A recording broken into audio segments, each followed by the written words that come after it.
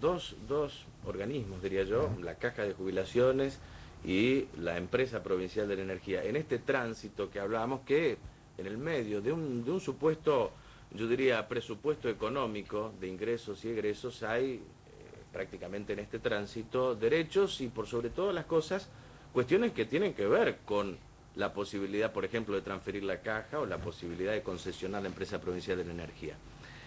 Personal de la EPE, técnicos, jerarquizados, profesionales, elaboraron esta semana y terminaron esta semana un informe donde establecen determinados puntos oscuros en lo que hoy, por lo menos hoy, es a vistas causa el tratamiento de la Empresa Provincial de la Energía. En realidad es una concesión, una venta encubierta, esto compromete los futuros gobiernos, ustedes trabajaron en este tema, ¿son privatistas, no privatistas o esto tiene que ver o no con lo que plantean? No, vamos por partes. A ver. Primero vamos a aclarar que el tema de la privatización o no de la empresa dejamos y entendemos que es una cuestión estrictamente del gobierno que tome la decisión de hacerlo con la empresa.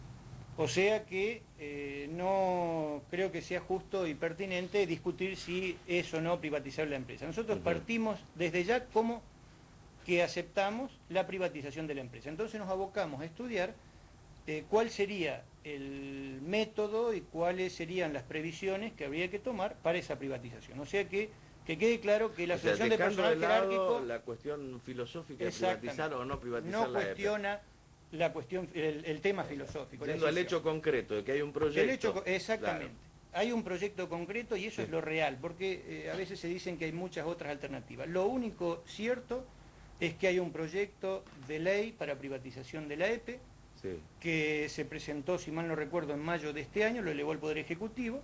Entonces nosotros, un grupo de abogados, contadores e ingenieros de la EPE, nos pusimos a analizar ese proyecto con la sola intención de conocer de qué se trataba y, si es posible, tratar de mejorarlo y de prevenir causas que puedan surgir en el futuro.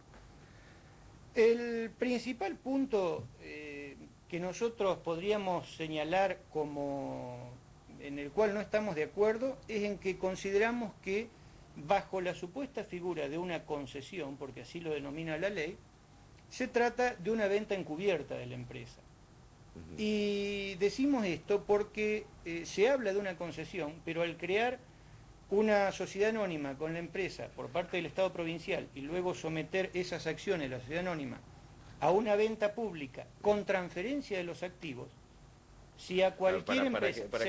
Para que se entienda, o sea, aquí la nueva empresa no va a tomar la infraestructura de la EPE y va a prestar el servicio. No, sino acá que de pronto se va a quedar con los edificios, con las torres, con los cables. Todo, se queda con la posibilidad de prestar el servicio y con todas las instalaciones que tiene la empresa en este momento y las que construya en el futuro. Entonces para usted se vende la EPE. Sin lugar a dudas que se vende. La figura jurídica y comercial es esa, que la empresa se vende.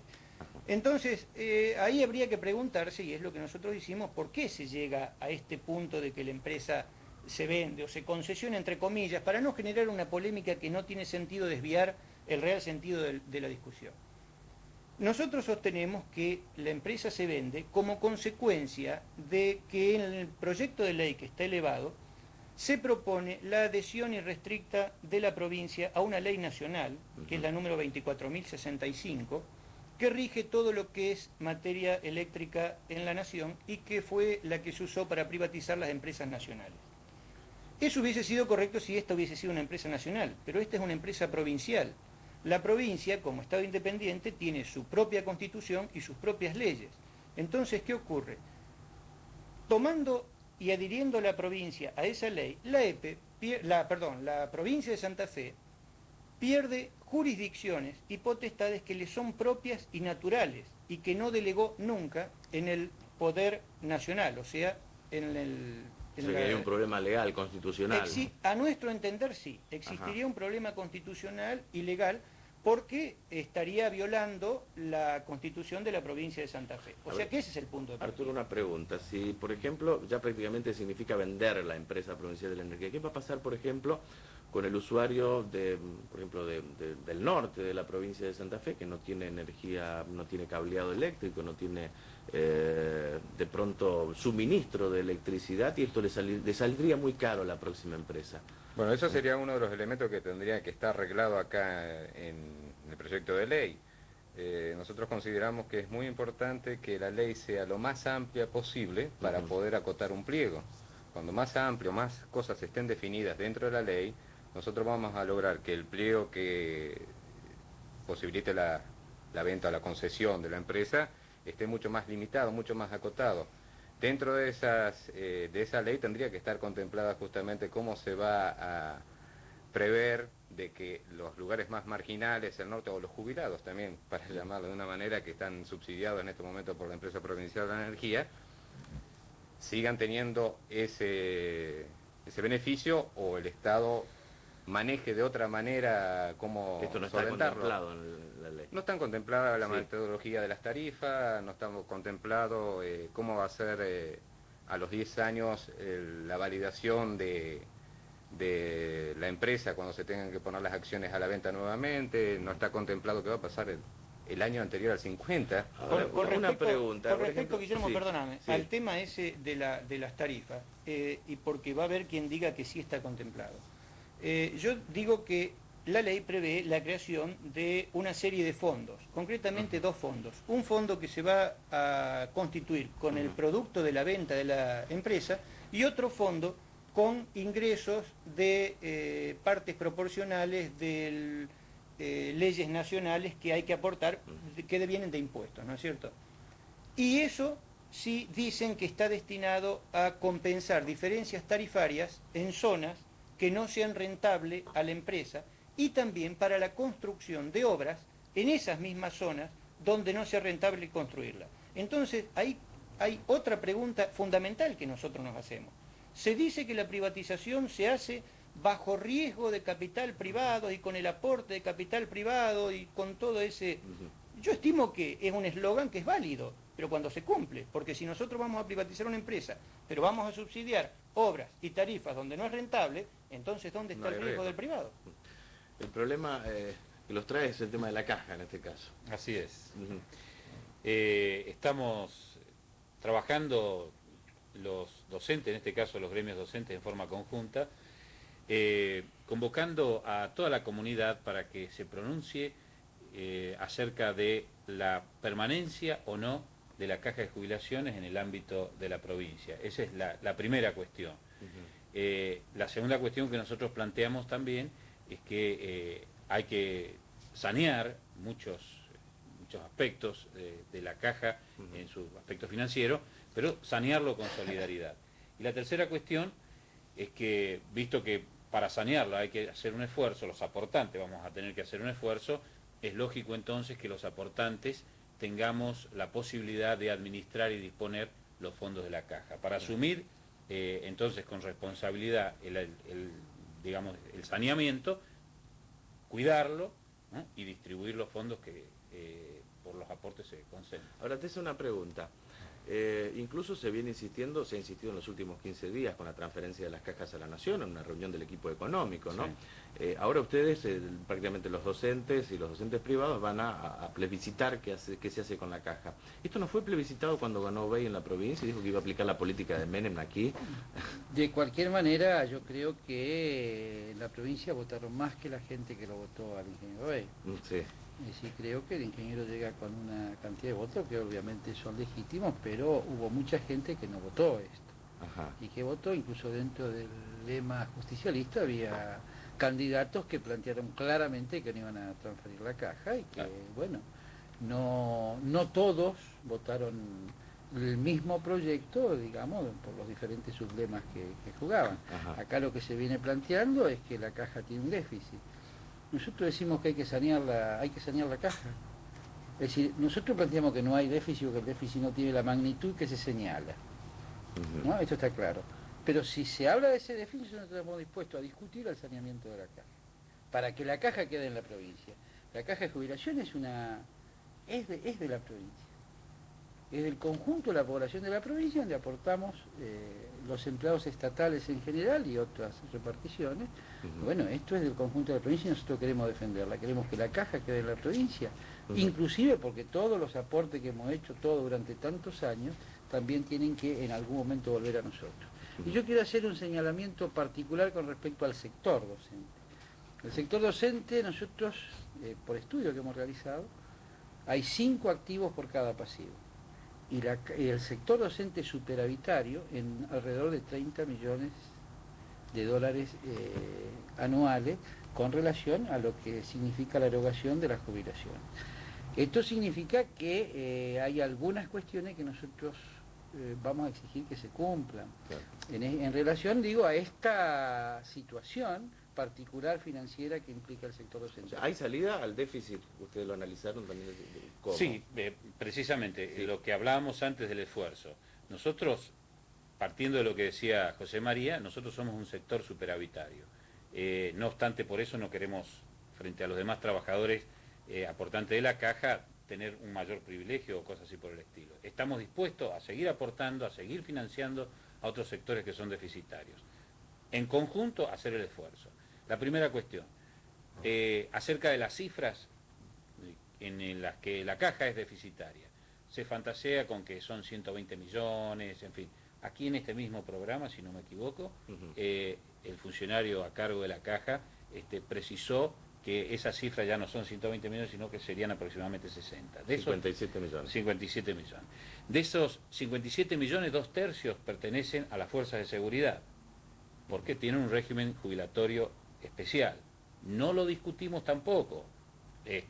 Si creemos que no puede haber un docente de 65 años en una salita de jardín de infantes o a cargo de alumnos discapacitados, tampoco consideramos que debe haber un policía en la custodia de la sociedad con 65 años en la calle. Entendemos que el régimen especial debe existir, pero lo que no creemos es que porque existe un sector que es deficitario, porque sí, el resto de los demás trabajadores tengamos que soportarlos exclusivamente, que no se haga cargo el Estado, porque en última instancia son servidores de la provincia, claro. La comunidad en su conjunto se tiene que hacer cargo. Una pregunta sencilla, elemental. ¿Ustedes creen que pasando a ser jubilados nacionales se va a perjudicar? ¿Se van a perjudicar? Sí, por supuesto. Dos cuestiones fundamentales. Esto tiene que ver también con los futuros jubilados en la provincia, o los jubilados actuales, ¿no? Es decir, dos cuestiones que son fundamentales. La primera cuestión, que hay recursos de la provincia que se van a la nación. Es decir, todo lo que son las contribuciones, todo lo que son lo que conforman nuestro salario y nuestros aportes que van a parar a la nación. Es decir, a estos fondos de capitalización que tienen un régimen totalmente diferente, en donde no existiría ni el cómputo diferenciado ni nada por el estilo. Nos encontraríamos con que hay un docente en zona rural, en zona marginal, con 65 años, teniendo que dar clase para poder llegar a un nivel de jubilación más o menos. La mayoría del gremio docente son mujeres. Las mujeres en el régimen de capitalización se jubilan antes y por la tasa de sobrevivencia, que es mayor que el hombre, tienen que repartir en mayor cantidad de meses esto que han acumulado en menor tiempo que el hombre, con lo que las mayores perjudicadas son las mujeres. A ver, una pregunta, y también para la gente que hizo el estudio de la EPE. Se escuchan varios argumentos, entre uno de ellos es decir, bueno, se está ajustando, se anuncia ese ajuste en las provincias y el gobierno dice, el gobierno no puede seguir subsidiando el déficit de la caja.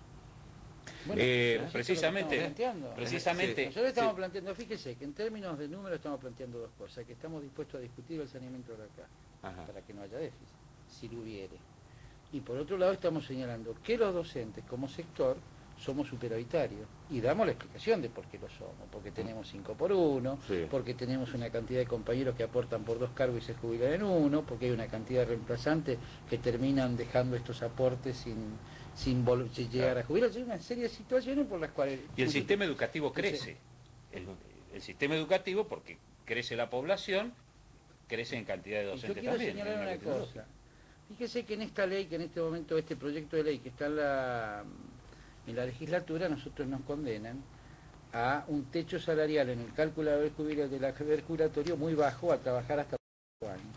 Yo creo que la comunidad en esto tiene que realmente reflexionar con respecto a si quiere que sus hijos sean atendidos por docentes de 60 o 65 años. Y el tema de la EPE, incluso hay algunas preguntas que me acerca la producción de gente que está llamando. Se privatiza la EPE dando superávit, es una cuestión, ¿se entiende? ¿No se entiende este tema? Y la otra cara de la moneda es, ¿hay resistencia en la propia gente de la EPE por tener una suerte de privilegios que otros empleados no tienen? A ver, las dos preguntas. Vamos por parte. Vamos por parte. La primera, bueno, ahí ya... O sea, una sería no privatista, claro, y la otra sería privatista. La famosa filosofía.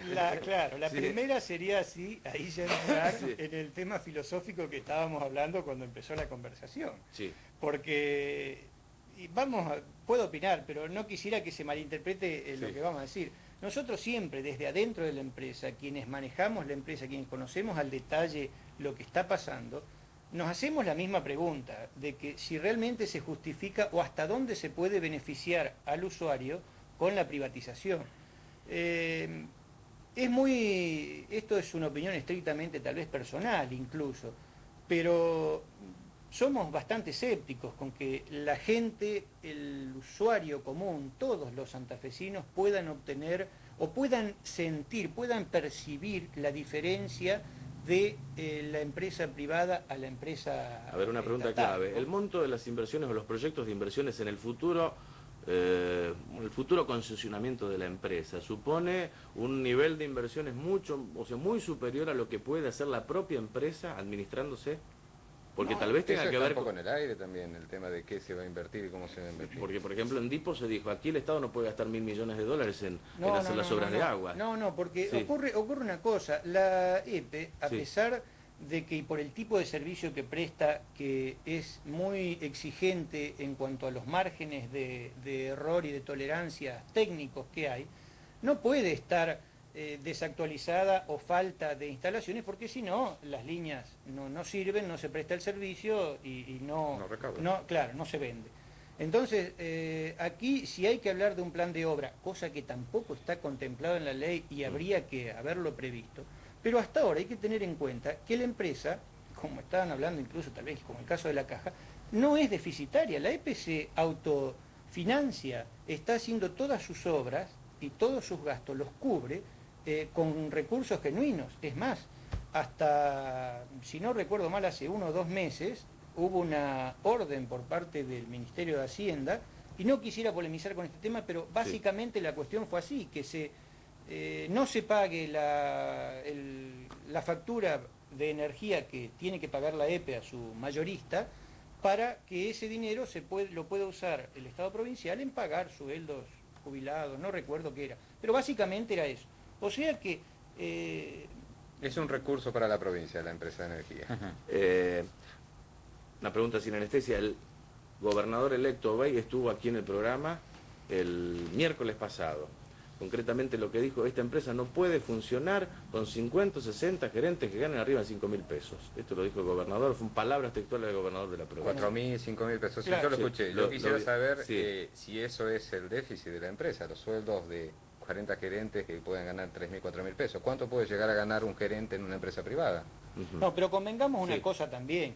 Nosotros, y acá también en esta misma mesa, vinimos y aclaramos que no estamos defendiendo ese tipo de privilegios. En la empresa hay que corregir muchas cosas. El que hoy se diga que un gerente de una empresa que factura $600 millones al año gana 5.000 pesos, hasta se le podría llegar a decir que gana poco, como sueldo. No está bien que cobren el sueldo quienes no cumplen esa función, pero eso hay que buscar una solución, no por eso usted va a vender la empresa. O sea, sería muy simple Sí, sí. sintetizarlo en 40 gerentes con ese sueldo. ¿Qué esperan de la futura relación con el gobierno los docentes? ¿Cómo lo ven? Bastante Que no aumenten- conflictuada en los últimos Que gobiernos no también. aumenten el sueldo. ¿Eh? Que no aumenten el sueldo. Si es por esperanza, Ajá. que es lo último que se pierde. Yo digo, lo que esperamos realmente es que se tome en cuenta la educación como una prioridad. Si Que se sea una toma en realidad. ese sentido, Ujú. yo digo un poco, parece terrible que plantear el tema del aumento del sueldo suene como irónico, pero en realidad yo creo que para tener una calidad educativa al nivel de lo que debe tener o que merece la provincia de Santa Fe, para eso se necesitan docentes que estén en las mejores condiciones, en las condiciones laborales, en la situación salarial, en la estabilidad que le permita realmente dedicar toda su energía a desarrollar una tarea pedagógica que sea de calidad y que redunde en beneficio de los chicos de esta provincia. Si me permiten un segundito, Tepper, con respecto a los sueldos, justamente quiero hacer mención de que si preocupa tanto el sueldo de la EPE, también puede preocupar que una ley como esta, que deja muchas falencias. El sueldo de la EPE, me preocupa, por ejemplo, el sueldo de los maestros. Hay un montón de cosas. Pero en el proyecto de ley que figura acá, donde deja librado, como habrá podido ver en el estudio nuestro, deja librado muchos elementos oscuros, o quedan muchos puntos oscuros, hay algo que no está tan oscuro, que es fijar el sueldo de las 5 personas que van a estar en el ente regulador con un mínimo de la Corte Suprema, el sueldo de la Corte Suprema, o sea, eso ya está definido. Yo además, siguiendo con este tema de qué esperamos, yo creo que además de todas estas cosas que son centrales en el tema docente, hay una serie de cosas que fue desarrollando la administración anterior, que fueron como cuestiones pensadas en contra de los docentes. Yo diría, por ejemplo, haber bastardeado el sistema de cobro, haber impuesto cosas como un artículo 41 que hace que una cantidad de compañeros se queden sin el IAPO, la 994 y eso. La 994, el presentismo, toda una serie de cosas que yo a veces le decía incluso a los funcionarios, ustedes tiran 4 alternativas, me dicen cuál es la peor, y esa es la que ponen en ejecución.